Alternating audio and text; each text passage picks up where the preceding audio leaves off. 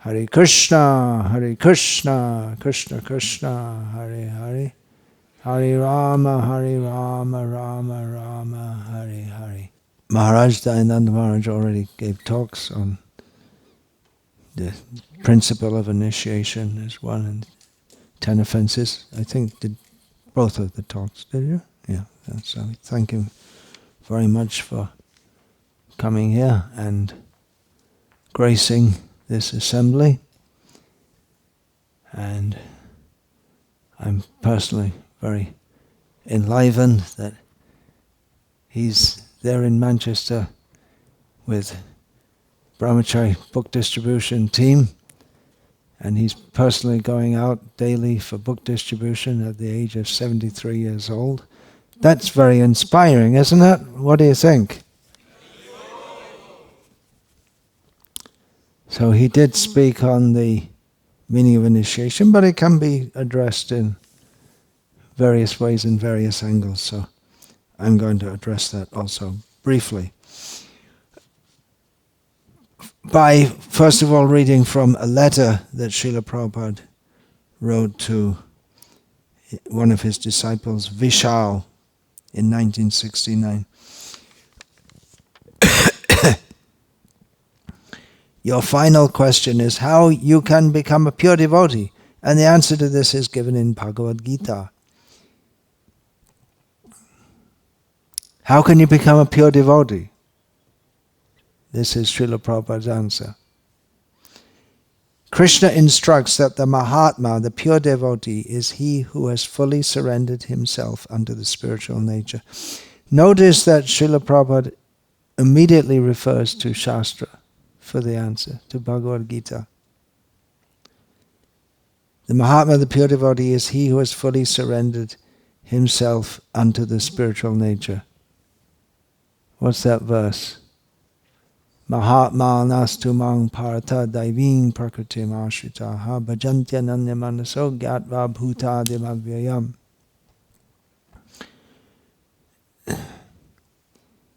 And how can we tell if one is completely surrendered under the spiritual nature? He is always fully engaged in devotional service to Krishna. And in the next verse following that, Krishna, he elaborates on that. Satatang kirtayanto ma nitya yukta upasate. He is always fully engaged in devotional service to Krishna. So this is the process of becoming a pure devotee. We have to engage all of our words, thoughts, and activities in Krishna consciousness under the direction of the spiritual master. Therefore, at every moment you should be busy in some way in serving Krishna and his pure devotees, and automatically you will become purified in Krishna consciousness. Krishna is always willing to shower his mercy upon his devotees. So we simply have to become receptive to this mercy by devotional service, and then the path is very easy. I hope this will sufficiently answer your questions. And as usual, in what Srila Prabhupada writes, there's so much packed into every line. There's so much to say about this, but this is in brief how you can become a pure devotee. Srila Prabhupada is emphasizing we have to be active in devotion, engaging all our words, thoughts, and activities in Krishna consciousness under the direction of the spiritual master. And that makes us open to the mercy that Krishna is always willing to give. So this initiation is for becoming a pure devotee. That's the aim and the purpose. Otherwise, you can chant Hare Krishna and even follow the four regulated principles. But it's a specific commitment to be a pure devotee. Diksha kale bhakta kare atma samarpan. At the time of initiation, the devotee offers himself in service to Krishna, gives himself to Krishna. It should be done before the initiation, not that I'm smoking 3 packets of cigarettes a day and I come in and just, or, well, yeah, Krishna, yeah, kind of nice. You want to be, yeah, okay, I'll get initiated. And boom, you can't do that. You can't change on the spot. So it's an ongoing process, giving oneself to Krishna. It's also called Sharanagati, the path of taking shelter. So it's ongoing. But that is the purpose of taking initiation. It's a formal commitment to fully give oneself to Krishna, which means to become a pure devotee. Chaitanya Mahaprabhu came to this world for giving the highest level of love of Krishna. How did he do that? Atanta durlabha prema karibare dan shikai sharanagati bhakatera pran. Chaitanya Mahaprabhu came to give that very rare gift of Krishna prema, pure devotion to Krishna. How does he do it? By teaching the process of sharanagati, how to take shelter of Krishna. And that is done, as Srila Prabhupada emphasizes in this letter, under the direction of the spiritual master. How does this all work? How does this system all work? What's going on here in the initiation? For that we can look to Bhagavad-gita also, where the parampara system is discussed. Imang vivasvate yogam proktavana hamavyam vivasvan manave praho manur ikshvakave bravit. Evang parampara praptam. Krishna says, I spoke this knowledge previously to the sun god. This knowledge of yoga. Imang vivasvate yogam proktavana. I spoke this knowledge of yoga, which is avyaya. It doesn't change, it doesn't decrease, it's the same knowledge. And that knowledge was passed on from Vivasvan to Manu to Ikshvaku, and in this way, through the system of parampara, this knowledge was received. And again, Krishna says,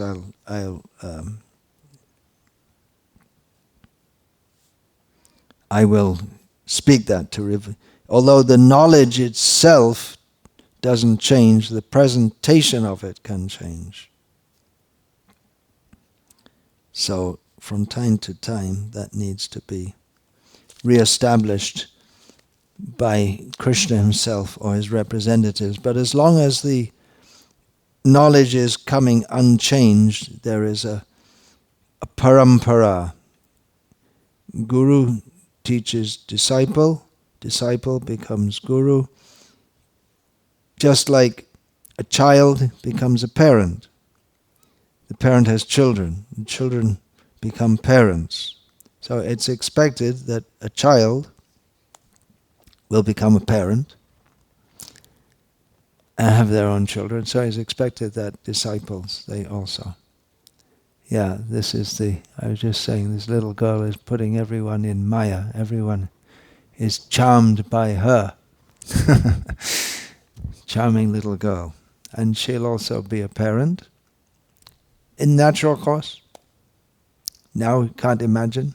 Well, we can. But how the transformation goes from being dependent and needing to learn everything and then achieve some level of independence and have your own children, and then you teach them also and care for them also. So in the same way, parampara system. So in the same way, Krishna consciousness is received and given, generation after generation. The original teacher, the original spiritual master, Krishnam Vande Jagat Gurum, the original guru, the guru of the whole world is Krishna. He spoke this knowledge, and it's passed down by others. he gives perfect knowledge. If it's just a man-made opinion, that can't be expected to be perfect, because conditioned souls in this world have the 4 defects of Brahm Pramad, Vipralipsa, Karana, Patav.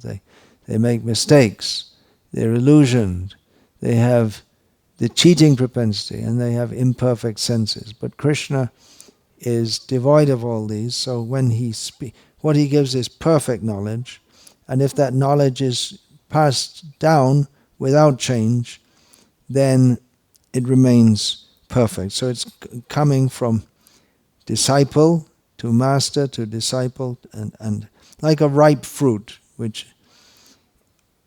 is handed down from the tree, down to another, to another, to another, and it remains the same ripe, palatable fruit when it reaches the ground, if it's passed down very carefully without breaking it or smashing it.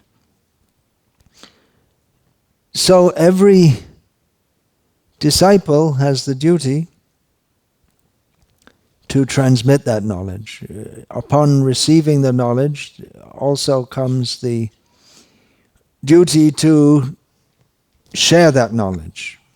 Just as in many societies in the world, including in Vedic culture, it's considered a duty of everyone to marry and have children. Is that in? Yes, definitely there in the Islamic culture that you were raised in. It's just expected of everyone. In Vedic culture, there are few, very few, who are from a young age renounced. Otherwise, it's expected. What you've received, you have to give. Not just giving birth to children, but you're supposed to train them in the same way that you're trained by your parents to be, parents and others, to be a integrated and responsible and productive member of society. So the same analogy goes. The disciple becomes a guru and transmits the knowledge without changing anything. You don't add, you don't subtract. The same thing. And in that way, the same message comes down, generation after generation. Srila Prabhupada often gave the example of a postman delivering a letter. He simply takes it and delivers it. He doesn't open it up and change what's inside. Of course, that's a bit of an outdated analogy, because nowadays we don't have personal letters by physical, what do they call that, snail mail. But even that term's forgotten because it's defunct. But the analogy of,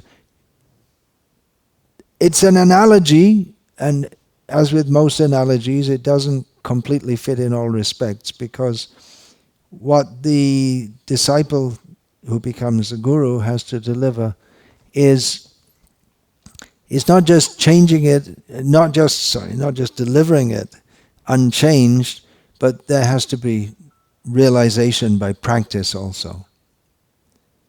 Otherwise, as someone was suggesting yesterday, you could have an AI guru.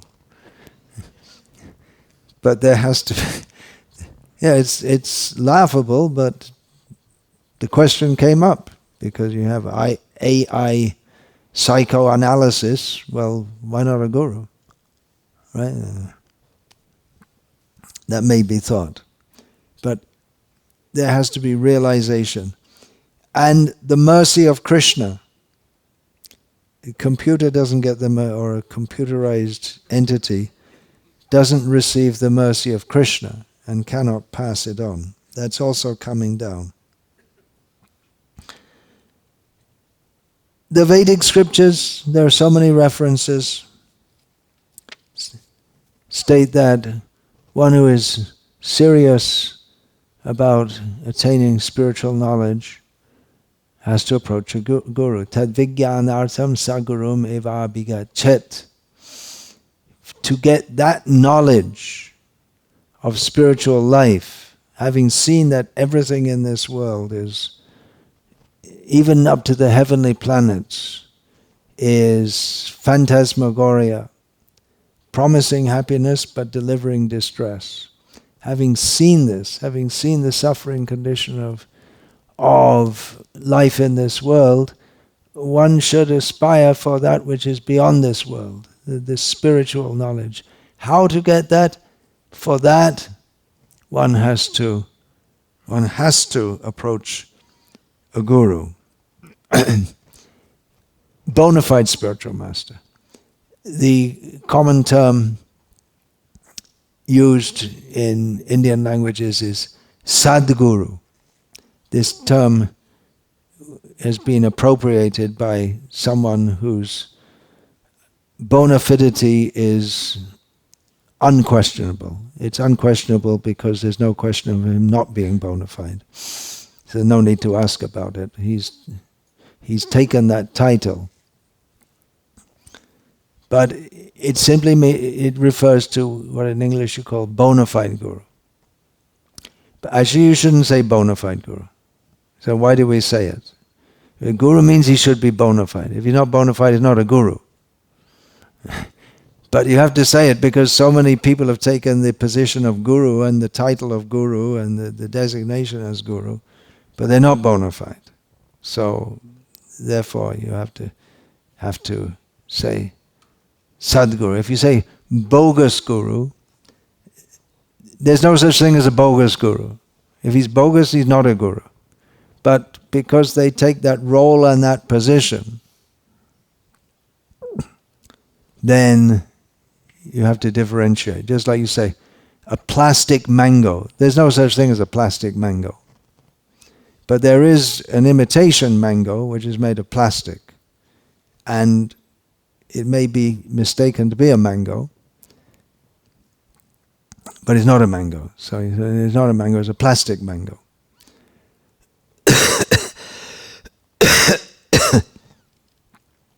So eva bigachet, Srila Prabhupada would often quote this. If you're going to get spiritual knowledge, you must approach a guru. That is the verdict of Shastra. Then how do you approach? How do you accept? Well, you approach the guru. Samit pani shrotriyang brahmanishtam. That's the qualifications of how you should approach a guru. Bringing wood for burning in the sacrifice. You do a little service. That should be there. And the qualification of the guru, Shrotriyang Brahmanishtam. He's learned in Vedic knowledge and is fixed in the absolute truth.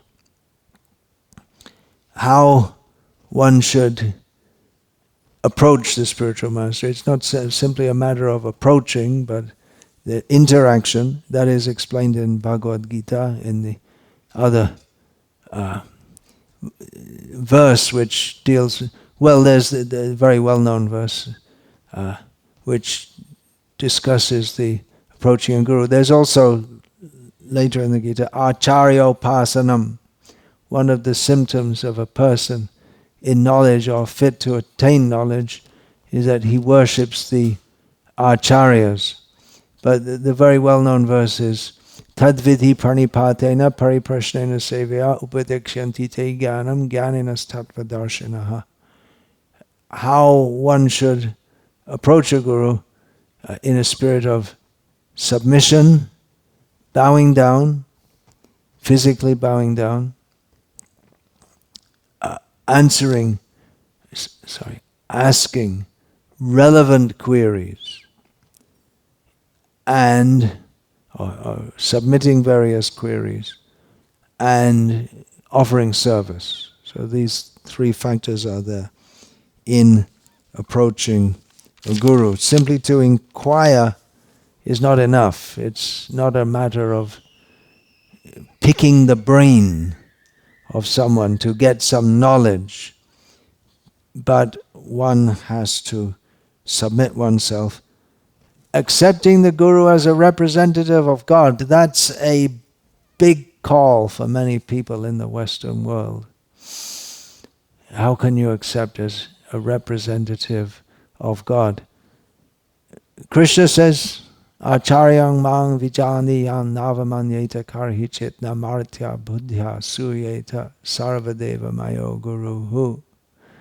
Krishna says, the Guru, the Acharya, should be accepted just like me and not disrespected in any respect, and should be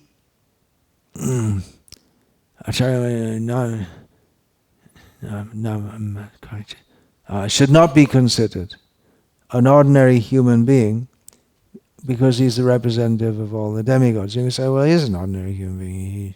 He eats, he sleeps, he gets sick, he's an ordinary human being. But not so, Krishna says, because the representative of all the demigods, Sarva, what is it? Yasyasti Bhakti Bhagavata Kinchana Sarvari Gunais Tatra Samasate Suraha. For those who are devotees of Krishna, great devotees of Krishna, all the godly qualities are manifest in them. Sarva Maha Gunagan Vaishnav Sharire. That's the summary given in Caitanya-caritamrta. And importantly, the knowledge that the Guru gives, because he gives the same knowledge as Krishna. So in this way is understood to be the representative of Krishna, as good as Krishna. In other words, what Krishna spoke to Arjuna directly, personally, we can get the same benefit, nothing less than Arjuna got, by hearing from a bona fide representative who has heard the message in parampara and speaks the same message. So in that way, as good as Krishna. Not in every respect. Krishna, of course. But it's to be respected like that, because it gives the same message, which gives us the same effect of giving proper knowledge of God. So the spiritual master is to be treated as good as God because he delivers the same message as God. Atinoti yashastrani acharya stapyatyapi swayam achrate yasmad acharyastena kirtitaha.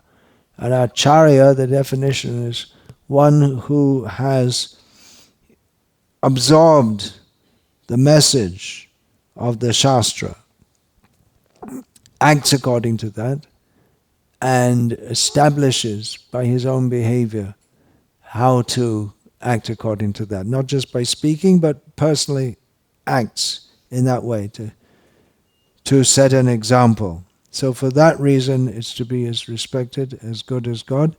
But he doesn't say or claim directly or indirectly to be God himself.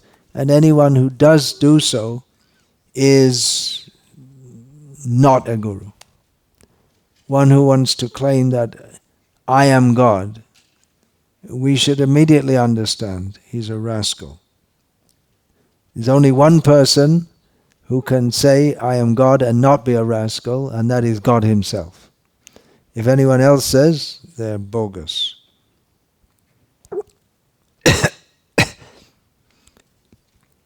But the spiritual master is to be honored as good as God because he's understood to be dear to God, dear to Krishna, because he preaches the message of Krishna as received in the disciplic succession, guru-disciple relationship. He presents himself that I am a servant of God, we're all servants of God. We're all servants of Krishna. dasanudas. I am a servant of my guru. Who is a good servant of his guru can become a competent transmitter of the same knowledge, can become a guru. So I'm a servant of my guru. I accept him as a guru because he's a good servant of his guru. And why should he have accepted such a guru? Because he has seen that that guru is a good servant of his guru, and we know that the chain goes all the way up to Krishna, and the knowledge comes down from Krishna. So therefore the student, the disciple feels confident in surrendering to the spiritual master and as a disciple, serving that guru. And the spiritual master gives spiritual knowledge. There are so many doubts or misunderstandings maybe in the mind of the disciple. Krishna told Arjuna, Maya saktamanaf parata yogam yunjanmarashaya asangshayang samagrang mang yata gyasasi touch trinu. With your mind attached to me, and this, the Guru tells, you should attach your mind to Krishna. You should hear this message, Maya, of yoga. Bhagavad-gita is Yoga Shastra. Yogam Yanjanmara. And by hearing this knowledge, all doubts, all misconceptions, all misunderstandings will be completely removed. That is the promise that Krishna gives to Arjuna, and the Guru can give to the disciple. Now, that doesn't mean that the Guru is all-knowing, as Krishna is.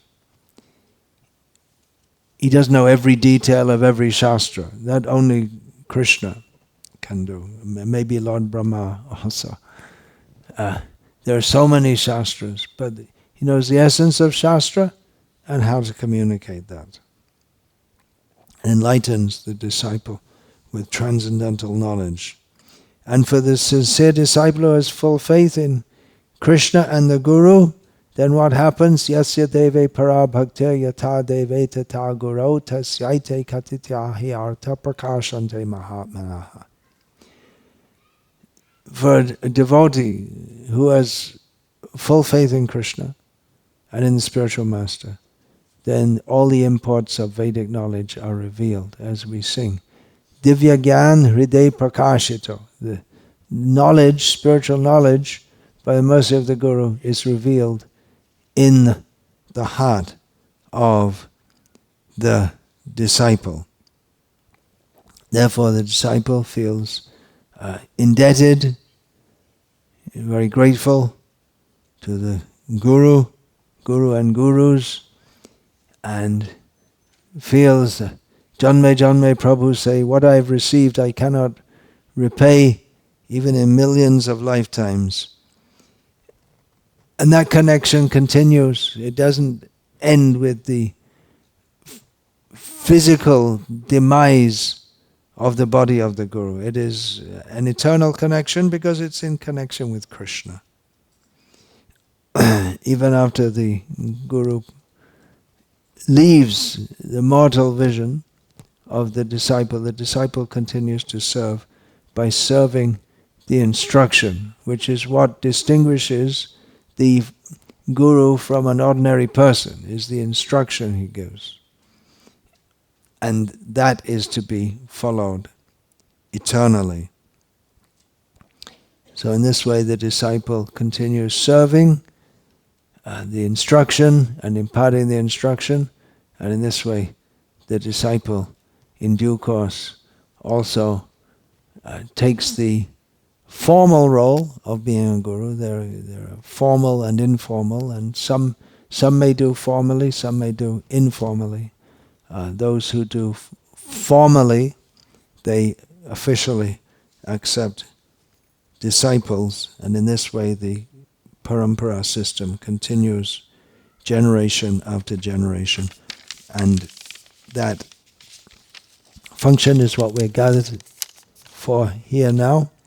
the formal acceptance into the Brahma Madhva Gauriya Vaishnava Sampradaya, the induction of some new members into this Sampradaya, and we can proceed with the initiation, the actual giving the names and beads and vows are to be taken.